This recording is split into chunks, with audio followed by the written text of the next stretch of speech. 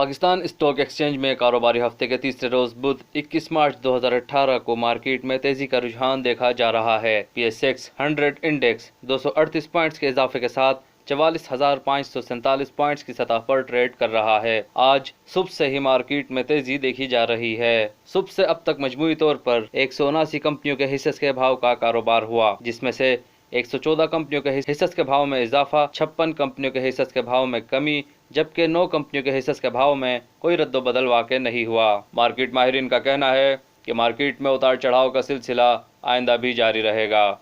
پاکستان میں پہلی مرتبہ حالات حاضرہ کے مختصر مگر جامع پروگرامز، خبروں، تبصروں کے علاوہ دیگر سماجی، تجارتی، ثقافتی، تفریحی، معلوماتی، مذہبی، تعلیمی، صحت اور بچوں کے پروگرامز صرف TNN TV پر۔